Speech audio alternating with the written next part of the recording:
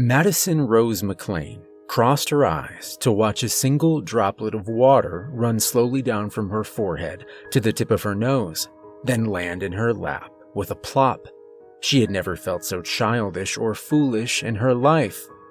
Having already gone through 4 of the 5 stages, anger, indignation, excuses, second thoughts, Maddie had landed here in the land of I'm such an idiot.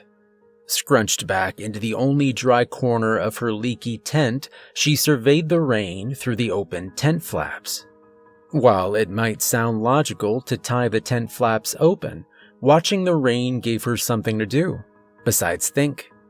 Cell phones rarely worked up here, so she observed the water dripping from boughs of the huge evergreens surrounding the small clearing where her tent was staked. Maddie had made the 3-hour trip back home from college this morning for her mother's birthday. Things started off well enough, but began to devolve after lunch.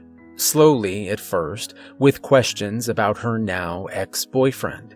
"He was a cheater, Maddie. I told you he was," her mother remarked as they loaded the dishwasher, probably implying that Maddie was unwilling or unable to see what was obvious to anyone with half a brain. Maddie's irritation blossomed immediately into resentment due to the absolute truth of her mother's statement. She had caught Todd cheating with a pretty blonde poli-sci major, found her coming out of his dorm room, adjusting her clothes with a startled and guilty look on her face. Her perfect blonde face. The argument escalated from there. It ended with her mother saying that Todd was no great loss and it was okay just to be by yourself for a while. "Maybe you're right, Mom," Maddie said, making an attempt to hold her voice level and calm. "Maybe I do need a little time for myself. I think I'll head up to the Trailway campground for the night." Having made up her mind, Maddie headed into her old bedroom to hastily gather her camping gear. Her mother stood in the kitchen, looking down the hallway after her. Throwing her stuff in the car, she'd quickly backed out of the driveway. Her father, in the garage, had given her a puzzled look. Lowering the window, she gave her dad a half-hearted wave and said, "Going camping. Be back tomorrow." "Okay, be careful," he said. Twice on the drive up to the old Trailway campground, she'd almost changed her mind. But stubbornness won out. 40 minutes later, arriving at the near-empty campground, Maddie took notice of her immediate surroundings. There was an older couple just packing up to leave, and a family with 3 little kids, one of which looked to be in the early stages of a temper tantrum. Grabbing her gear from the trunk, she made a quick decision to hike to a more peaceful campsite. Making her way up the trail, the sound of a 2-year-old screaming, "You can't make me!" in that high-pitched, ear-piercing tone affirmed her choice. With her eyes on the trail, she reviewed the morning. Why did everything her mother said always feel like a jab? Maddie knew she didn't mean it that way. But they had settled into a child/adult tug-of-war relationship in high school, and Maddie couldn't see her way out of it. Walking settled her. The day was cool with a soft breeze. The wavering leaves filtered the sunlight into a soft, dappled flow. The path occasionally led close to the edge of a steep drop-off. From here, she could catch the distant glimmer of a river winding its way through the valley. Her family had come up here often to camp on summer weekends. Maddie smiled to herself as she remembered being 6 or 7 and refusing to get in the car to leave. Her mother had coaxed her with promises of chocolate chip ice cream on the way home. She paused at an overlook and tried to call home, but there was no signal. Stopping momentarily, she considered going back, but the day was beautiful, and to be honest, coming here had taken her mind off her miserable train wreck of a love life. After hiking for just shy of an hour, she noticed a small clearing through the trees, a short distance from the trail, and decided to set up camp. There was even a circle of rocks at the center she could use for a fire. When her tent was set up, Maddie took a short hike to check out the area. Her 10-minute trek through the woods ended abruptly at a steep overlook. Maddie rested here on a large flat rock and looked out over the valley below. On her way back, she gathered brush and kindling, then started a small fire to cook the hot dog she had picked up on the way here. Using sticks held over the fire, she'd barely had time to heat the food before heavy clouds rolled in. Gathering up her backpack and supplies, Maddie headed into her tent to wait out the storm. The rain came in torrents, and the ground beneath one side of the tent began to dampen and puddle. Realizing too late that her sleeping bag was taking on water, she crammed everything over to the dry side. After an hour, the rain changed to a drizzle and then stopped altogether. With her sleeping bag wet and useless, she checked the large pocket in her backpack and with a huge sigh of relief pulled out her hammock. About 30 feet further into the forest, she found 2 trees, just the right distance apart, with no brambles or poison ivy underneath. Leaving everything but her flashlight inside the tent, she set up the hammock. Fully dark now, Maddie was exhausted and the hammock was comfortable. Covering herself with her jacket, she soon fell asleep. She woke to the sound of Brandy, her dog, scratching on Maddie's comforter. Brandy always scratched before circling around, then settling down to sleep. Through the fog of Maddie's sleep-addled brain, she knew that wasn't right. Brandy had died 2 years ago. Half opening her eyes, she could see the gentle movement of leaves as she felt cool night air brush across her face. Maddie wasn't afraid, just calmly trying to place where exactly she was. As it slowly came back, her mom's birthday, the fight, and the flight to the campground, Maddie noticed that she could still hear scratching. But it wasn't constant. There were long pauses in between. It sounded like someone was running something sharp slowly down one side of her tent. Now, she came fully awake. She did not move. Heart pounding, her panic-infused brain could only come up with 2 possibilities. It was either a bear or a serial killer.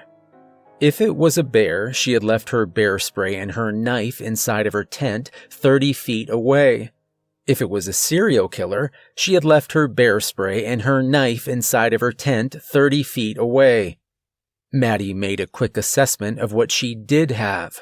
Other than her flashlight, she had her jacket with 2 zippered pockets. Inside one was her car keys, inside the other was her cell phone. That's it. She could try to make a run for it, but the intruder was between her and the trail. If Maddie went in the opposite direction, then she was heading toward the edge of a cliff. She decided to stay put and stay quiet. Right now, 30 feet of trees and shrubs were keeping her hidden, at least for now. Okay, she had a plan. Maybe it was a slightly pathetic plan, but it was something. Her rapid breathing slowed, beginning to calm, and ever so slowly, inch by silent inch, Maddie lifted her head and leaned up on her elbows to see if she could identify the intruder. The sky was still mostly cloudy, but as the darkly billowing forms flew across the face of the moon, there were moments of enough illumination to see the clearing. A large oak tree blocked the view of half the tent, but if she leaned just a little to the right, there was something on the ground at the base of her tent. It was about 3 feet around, and if it had been dark in color, she would have assumed it was a small bear. But it was pale, and instead of fur, there was skin. And when one long, pale arm suddenly jutted up toward the peak of her tent, she realized that it was crouched down, peering through one of the slices it had made in the canvas. She sucked in a huge gasp of breath, and then, catching herself, immediately silenced her breathing. Maddie didn't think that it could hear her. There was a constant slow breeze moving across the leaves. But hadn't she noticed a slight tilt of its head in her direction. A horrifying thought entered her mind. Maddie's father had told her that people can feel something staring at them, even from behind. It was a kind of ancient sixth sense programmed into our DNA. Immediately, she clamped her eyes shut. But with her eyes closed, her imagination ran wild. Maybe it knew she was here. Maybe it was only pretending. Several minutes passed, and she became absolutely certain that the moment she had closed her eyes, that pale, fleshy thing had begun to move silently towards her. Frozen in terror, Maddie was sure that when she gathered the courage to open her eyes, its face would be inches from hers. The image was so clear in her mind, and she began to feel its hot, fetid breath on her cheek. Perhaps Maddie would have stayed frozen, eyes tightly shut, all night, if not for the thump of something heavy smashing against a nearby tree. Her eyes flung open to a flurry of movement ahead. Things went flying out of her tent. Her cooking gear, extra clothes, and shredded backpack were flung about, landing scattered on the wet ground. Something on all fours moved quickly out of the tent flap. Its angular head rapidly scanned the clearing and the woods beyond. Then it went rigid, head tilted to one side, listening. Maddie held her breath. Making a series of clicking sounds, it rose up on two long, emaciated legs and stood well above the top of her tent. It remained motionless for what seemed to Maddie like an eternity. Then, ducking under a low branch, it moved silently into the woods. After 20 minutes, Maddie wondered if she could try to get to her bear spray in the clearing in case it came back. But what if it wasn't really gone? What if it was waiting for her, crouched down only a few feet into the forest, waiting for her to come back to the clearing? She made a quick decision to stay hidden until sunrise, make her way silently back to the trail, and then run like a bat out of hell. But it would be hours before dawn. What if she never made it out of here? Never saw her mom and dad again? Her chest and throat tightened with overwhelming regret. Wide awake, but keeping perfectly still, her mind was flooded with memories. Mostly, she thought about home. She remembered getting Brandy as a puppy on her 8th birthday, the tiny wet nose nuzzling her hand, then promptly falling asleep on her lap. And all of those camping trips, Maddie and her mom making homemade beef jerky and granola with nuts and dried berries. Dad teaching Maddie how to start a fire and how to make sure it's out before you leave. Taking turns telling scary stories around the campfire.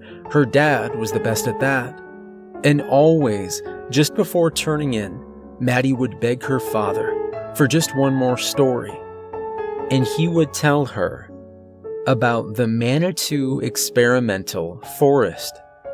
It was a huge tract of fenced-off land just west of here. He would make up stories about an enormous concrete compound hidden far into the forest with level after level running deep underground. That was where they did their experiments. A lab of Dr. Frankenstein's creating living monstrosities that were never meant to see the light of day. But what if one gets out?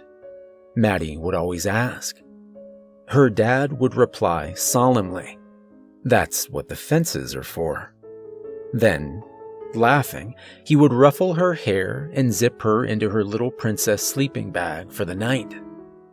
Once, years later, while on a hike with her dad, they had come across a high chain-link fence topped with razor wire. There was a sign on the fence that read, "Manitou Experimental Forest. Private property. Absolutely no admittance." She had looked at her dad then and asked, "So, what's really in there?" Smiling, he replied, "It's just a branch of the Forest Service. There are quite a few around the country. They study wildlife changes and watershed, and they watch out for signs of new invasive species." This sounded reasonable, but as they hiked on, Maddie thought to herself that the security for just another branch of the Forest Service was a bit over the top. Now, cold and scared, her back aching from sitting in the same position for hours, the Manitou Experimental Forest took on a more sinister meaning. The clear, brittle sound of a branch snapping behind her jolted Maddie back into reality. As she tried to leap out of her hammock, her left shoe caught on the fabric and she tumbled to the ground, landing hard on hands and knees. Jerking her head upright towards the sound, Maddie saw the scampering backside of a large white-tailed deer. Heart pounding, she watched it run for a good 30 yards before disappearing. It took her a minute to realize that she could now see a good distance into the woods. The sky was beginning to lighten. Rising to her feet, she looked around, then, as quietly as possible, began to move through the trees, keeping well back from the clearing. When Maddie caught a glimpse of the trail, no longer able to hold back, she broke out into a full-on run and didn't slow down until reaching the campground parking lot. Doubled over and gasping for breath, Maddie straightened up long enough to fish out her car keys and open the door.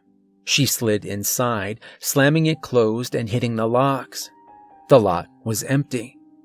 With a clear view of her immediate surroundings, she started up the car and gave herself a few minutes to catch her breath before pulling out onto the road. But it was a good 10 minutes of driving before her pounding heart began to return to normal. Maddie played it over again and again in her mind, always reaching the same conclusion. If she had been inside the tent, it would have killed her. This, she was sure of. Maddie was lucky to be alive. She was going home, but before she did, she had a stop to make. Pulling into her parents' driveway, Maddie saw that the garage lights were on. After depositing her bags on the kitchen table, she went through the breezeway into her father's workshop at the back of the garage. Her father was there, coffee in hand at his work table. Maddie smiled. Seeing her, he said, "You're back early. Everything okay?" "I'm fine, but Dad..." Maddie paused for a moment. "Promise me you won't go hiking up at Trailway Campground, and that you never go alone." As an afterthought, she added, "And always bring a firearm." "What's brought this on?" he asked. Maddie hesitated for a moment, knowing that what really happened would just sound like an overly vivid nightmare.